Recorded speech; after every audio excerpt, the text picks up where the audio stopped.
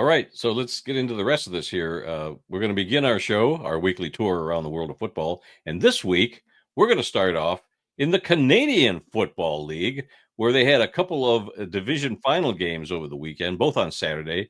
The first one on Saturday was the Montreal Alouettes defeating the Hamilton Tiger Cats 19-16.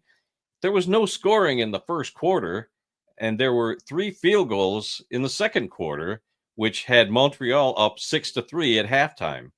The two teams traded touchdowns in the third quarter, and Montreal still held a 13-10 lead at the time. And then Hamilton tied the score 16-16 with 1:47 left in the game. But Montreal kicker Jose Maltos kicked the game-winning 45-yard field goal as time expired for the win. You said you watched a good share of this game or some of this game? Oh, so this is the one I missed. I missed the first game. Okay. We were out and about doing some stuff, but I caught the highlights, and I can't imagine how Tim's feeling. I mean, I guess I can kind of imagine how Tim's feeling. But that place was, I would have loved to have been in Hamilton for that game. I very excited for Tim. I kind of figured the Alouettes would probably win because of Davis Alexander and that hot streak he's on. Yeah. So, but to add to nothing, I think the CFL playoffs have been absolutely awesome. The last couple of weeks, every game is not disappointed. It's been thrilling down to the end. And Tim says in the chat, he's there. He was there at the game. Al's beat Hamilton in the East Final for the first time in 55 years, 1970. And Tim, the fact that you got to be there in person to witness history is awesome. Like I said, I mean, we went to the Grey Cup last year, obviously. That's going to be a highlight of my football life. Yeah. But I think some of these playoff games, just to get to that game would be just as exciting, if not maybe more exciting, to get to that game. And I'm sure Tim, a heck of an experience, no doubt.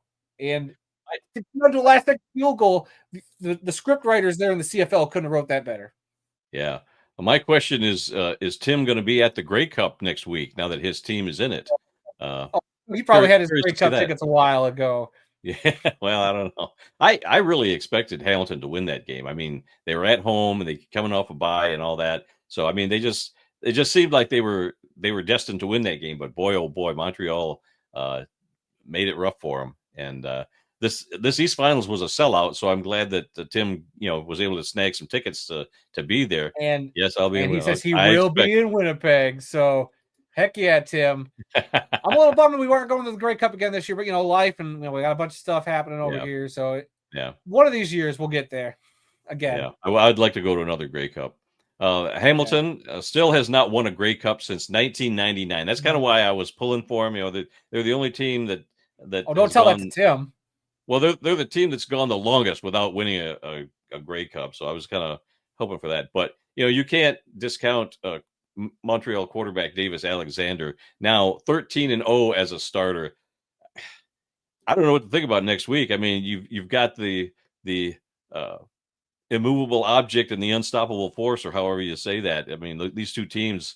This is going to be a heck of a Grey Cup game. I'm telling you. We'll talk about their opponent here in just a second.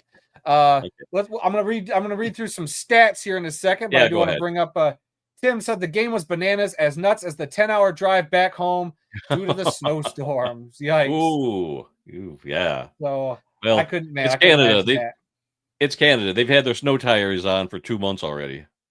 I know. We just got our first snow here in Michigan, or at least where we live here, Kalamazoo.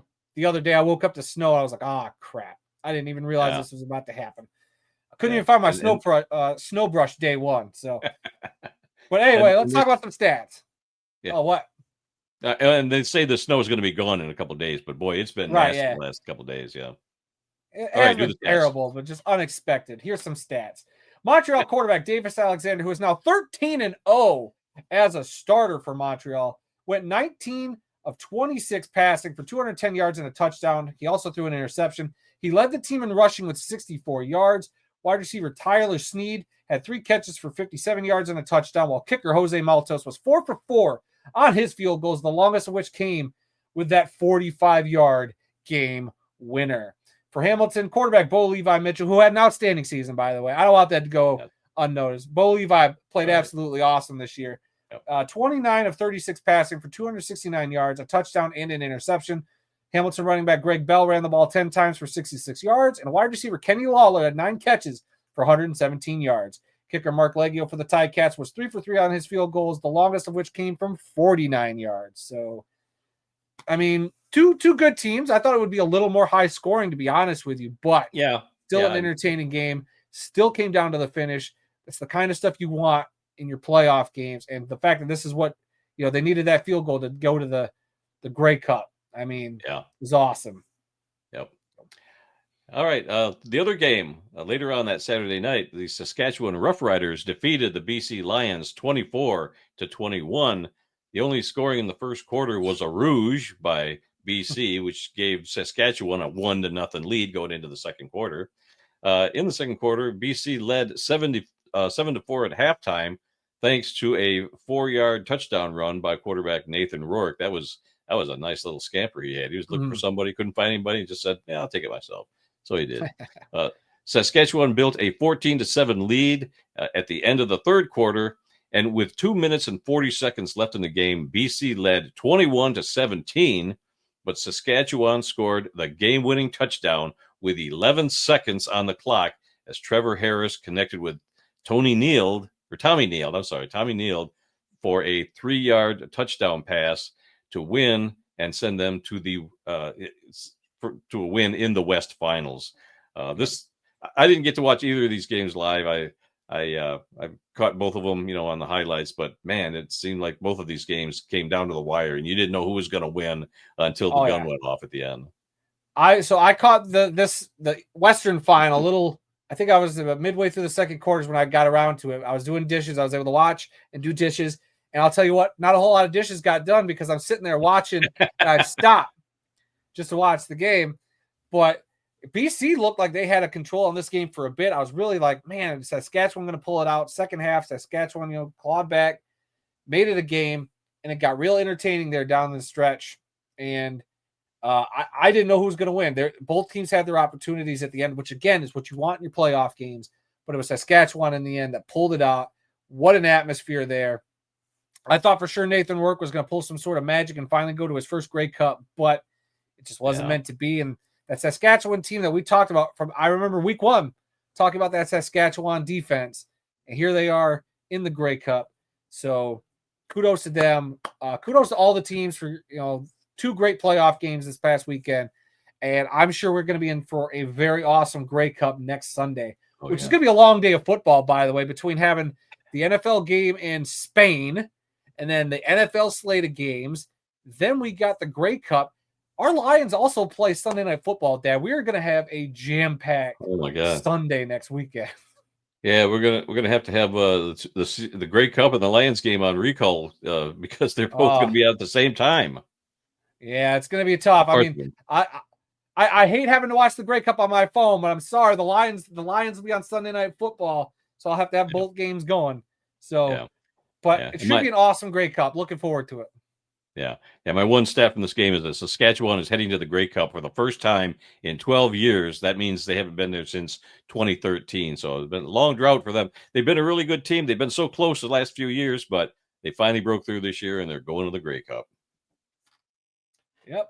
And let's talk about some stats, shall we? Quarterback Trevor Harris for the winning Rough Riders was 26 of 38 for 305 yards and 2 touchdowns, while running back A.J. Ouellette ran the ball 17 times for 113 yards. Wide receiver Samuel MLS had 9 catches for 100 yards, and kicker Brett Lothar made 3 field goals.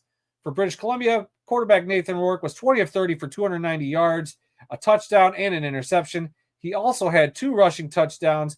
Running back James Butler ran the ball 12 times for 58 yards, and wide receiver Keon Hatcher had 4 catches for 75 yards and a touchdown. Setting up next week's Grey Cup game between the Montreal Alouettes and the Saskatchewan Roughriders. This game will start at 6 p.m. Eastern time. So actually, Randy, we'll be able to catch at least most of this game before the Lions kicked off at 8:20 Eastern time.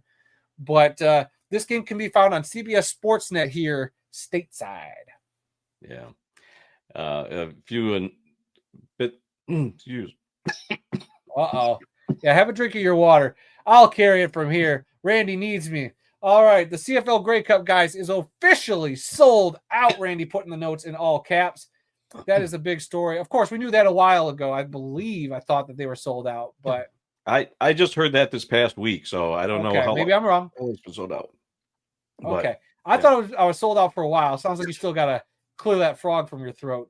But also some big news this week, a little bit shocking to me.